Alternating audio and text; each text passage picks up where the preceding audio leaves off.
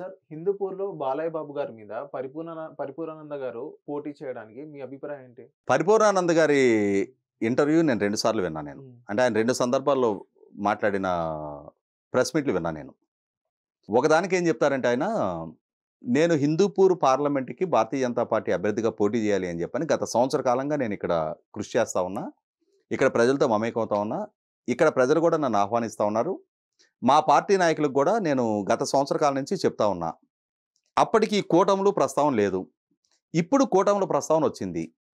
కూటముల ప్రస్తావన వచ్చిన తర్వాత హిందూపూర్ స్థానాన్ని తెలుగుదేశం పార్టీకి కేటాయించినట్టుగా, మా పార్టీకి దక్కనట్టుగా ఇప్పుడు చెప్తా ఉన్నారు. అయినా నేను మాత్రం హిందూపూర్‌లోనే పోటీ చేయాలని చెప్పి నిర్ణయించుకున్నా. అంటే ఇది ముందు పార్లమెంట్‌కి.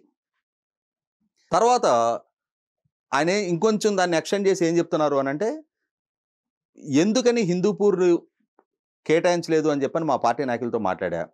మాట్లాడిన సందర్భంగా చంద్రబాబు నాయుడు గారు, పరిపూర్ణానంద గారు కూటమి తరపున పోటీ చేసిన పక్షంలో అది ముస్లింలకి వ్యతిరేకతగా ఉంటుంది కాబట్టి, మేము హిందూపూర్ స్థానాన్ని మీకివ్వము.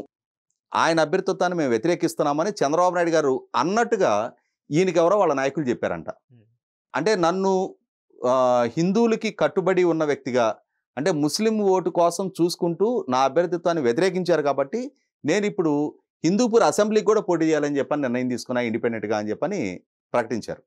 ఇక్కడ గమనించుకోవాల్సిందేంటి అంటే, ఆయనే స్పష్టత ఇవ్వాల్సింది, కూటమిలో సీట్ల కేటాయింపు పార్టీ అధినాయకుల స్థాయిలో జరిగింది. భారతీయ జనతా పార్టీ ఏ ఏ స్థానాల్లో పోటీ చేయాలనేది భారతీయ జనతా పార్టీ అంగీకారంతో ఒక నిర్ణయం జరిగింది. మీకు సీటు కేటాయించాలా? వద్దా? అనేది నిర్ణయం తీసుకోవాల్సింది మీ పార్టీ. మీకక్కడ సీటు కేటాయించాలి అనుకుంటే, ఆ స్థానం కోసం పట్టు పట్టాల్సింది మీ party. Telugu Desam party priorities Telugu Desam పార్టీకుంటాయి. అదే సందర్భంలో చంద్రబాబు నాయుడు గారు మిమ్మల్ని వ్యతిరేకించారు. అది కూడా ముస్లిం ఓటు బ్యాంకు కోసం అని చెప్పని మిమ్మల్ని వ్యతిరేకించారని చెప్పని మీరు ప్రస్తావిస్తున్న అంశం మీరు విన్నారా? ఆ చర్చల్లో మీరున్నారా? మీకెవరు చెప్పారు? మీకు సీటు ఎందుకు ఇవ్వలేకపోయామని చెప్పని సమర్థించుకునే ప్రాసెస్‌లో తప్పు మాది కాదు అని చంద్రబాబు నాయుడు గారి మీదకి నెట్టేసి మీ నాయకులు చెప్పుండొచ్చు. అంటే మీ నాయకులందరూ అంత నీతిమంతులు. చంద్రబాబు నాయుడు గారు మాత్రం మిమ్మల్ని వ్యతిరేకించారు అని చెప్పని మీ నాయకులు మిమ్మల్ని అకామిడేట్ చేయలా. మీరు మీ పార్టీతో విభేదించాలి. మీ నాయకులను విమర్శించాలి. మీరు పక్క పార్టీ నాయకుడిని ఎట్లా విమర్శిస్తున్నారు? ఇంకొక అడుగు ముందుకేసి ఆయన, అంటే త్యాగాలు మేమే చేయాలా? ఎవరు చేయమన్నారు మిమ్మల్ని త్యాగాలు? ఇవాళ కూటమిలో మీకంటూ కొన్ని స్థానాలు కేటాయించారు. మీ పార్టీ ఆ స్థానాల్లో ఎక్కడో దగ్గర మిమ్మల్ని అకామిడేట్ చేయాలి. మీకు పార్టీ చేయటంలా. అది మీ ఇంటర్నల్ ఇష్యూ. దానికి చంద్రబాబు నాయుడు గారిని, తెలుగుదేశం పార్టీని ఎందుకు బ్లేమ్ చేస్తున్నారు మీరు? బాలకృష్ణ గారిని ఎందుకు బ్లేమ్ చేస్తున్నారు? చంద్రబాబు నాయుడు గారు, ఆయన కొడుకు, ఆయన బావమరిది, ఆయన మరదలు, అంటే వాస్తవంగా దగ్గుపాటి పురంధరేశ్వరి గారు చంద్రబాబు నాయుడు గారికి వదిన. హ్మ్. కానీ ఈయన మరదలని చెప్పని ప్రస్తావిస్తూ అదే సందర్భంలో చంద్రబాబు నాయుడు గారి కొడుకు తోడలుడు. వాళ్ళ కుటుంబం నుంచి 5గురు పోటీ చేస్తారని చెప్తున్నారు. ఇక్కడ గమనించుకోవాల్సిందేంటి అంటే, మీరు ఈరోజు దగ్గుపాటి పురంధరేశ్వరి గారిని చంద్రబాబు నాయుడు గారికి మరదలుగానో, వదినగానో చిత్రీకరిస్తున్నారు. చంద్రబాబు నాయుడు గారి కుటుంబ సభ్యురాలుగా చిత్రీకరిస్తున్నారు. మరి మీ పార్టీ కేంద్ర నాయకత్వానికి ఆ విషయం తెలీదా? తెలియకే ఆమెను మీ రాష్ట్ర శాఖ అధ్యక్షురాలుగా ఏమో నియామకం చేపట్టారా?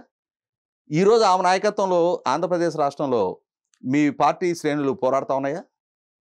అంటే చంద్రబాబు నాయుడు గారికి బంధువు కాబట్టి ఆమెను రాష్ట్ర శాఖ అధ్యక్షురాలుగా ఉంచడానికి వీల్లేదని చెప్పని మీ కేంద్ర నాయకత్వం దగ్గరికెళ్ళి మీరు పో ఆ పట్టుబట్టకపోయారా? ఆమె అభ్యర్థిత్వాన్ని, ఆమె నాయకత్వాన్ని వ్యతిరేకించకపోయారా? మీ పార్టీ ఇంటర్నల్ ఇష్యూ అది.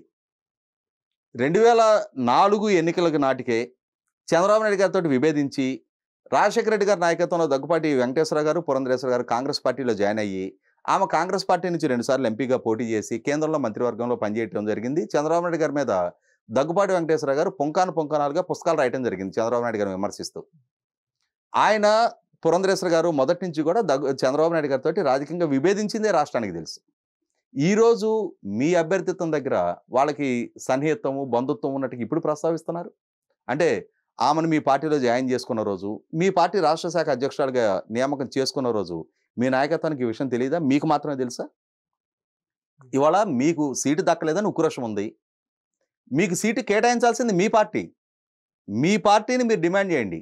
మీరు చంద్రబాబు నాయుడు గారు సాఫ్ట్ టార్గెటా? బాలకృష్ణ గారు సాఫ్ట్ టార్గెటా? మీరు వాళ్ళని ఎందుకు విమర్శ చేస్తున్నారు? మీరు కుటుంబ సభ్యులు అని చెప్పని ఎందుకు ప్రస్తావిస్తున్నారు? ఎవరు కుటుంబ సభ్యులు ఇక్కడ? అంటే శ్రీభరత్‌కి చంద్రబాబు నాయుడు గారితో ఉన్న బంధుత్వం కారణంగా అభ్యర్థిత్వం వచ్చిందా? ఒకసారి ఆలోచిద్దాం మనం. చంద్రబాబు నాయుడు గారితో బంధుత్వం, లేదు బాలకృష్ణ గారితో బంధుత్వం ఈ మధ్య కాలంలో శ్రీభరత్‌కి రావడం జరిగింది. కానీ ఎంవీఎస్ మూర్తి గారు విశాఖపట్నం నుంచి ఎంపీగా ఎన్ని సంవత్సరాల క్రితం పోటీ చేశారు? శ్రీభరత్ వాళ్ళ తాతగారు. ఆయన ఏ ఎమ్మెల్సీగా ఉండి చనిపోయారు కదా! అంటే సుదీర్ఘకాలంగా రాజకీయాల్లో ఉన్న కుటుంబం గదా! ఇంకొక అంశం ఎందుకు మర్చిపోతున్నారు? గతంలో కాంగ్రెస్ పార్టీలో కేంద్ర మంత్రిగా పనిచేసి, ఇవాళ మీ భారతీయ జనతా పార్టీ రాష్ట్రంలో నాయకత్వంలో ఒక కీలక నాయకుడిగా ఉన్న కావూరు సాంబశివరావు గారు. కావూరు సాంబశివరావు గారు మనవడు కదా శ్రీభరత్. మరి తనని ఇవాళ చంద్రబాబు నాయుడు గారికి మాత్రమే బంధువు అని చెప్పని ఎట్లా చిత్రీకరించే ప్రయత్నం చేస్తున్నారు? సుదీర్ఘకాలం రాజకీయాల్లో ఉన్న కుటుంబం వాళ్ళు. ఎంవీఎస్ మూర్తి గారి వారసుడిగా శ్రీభరత్ రావడం జరిగింది.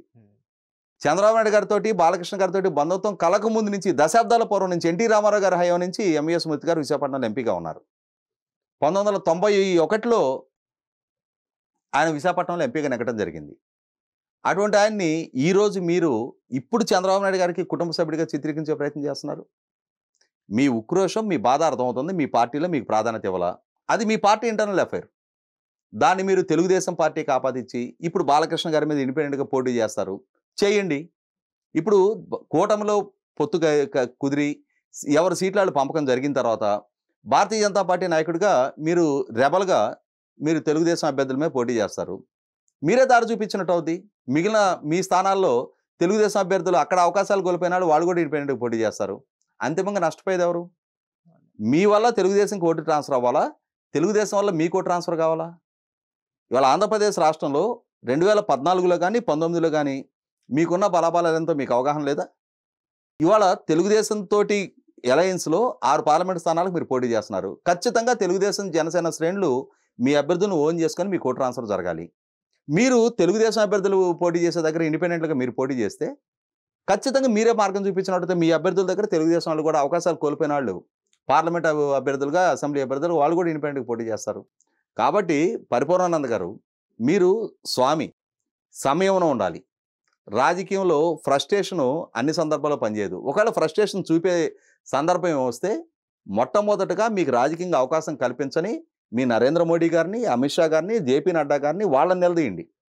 వాళ్ళని నిలదీయలేక వాళ్ళ దగ్గర గొంతు పెగలక సాఫ్ట్ టార్గెట్గా ఉన్నారు కదా అని చెప్పని చంద్రబాబు నాయుడు గారిని, తెలుగుదేశం పార్టీని టార్గెట్ చేసి విమర్శలు చేస్తామనంటే అంతిమంగా మీ విలువ మీరే పోగొట్టుకుంటారు. Thank you sir.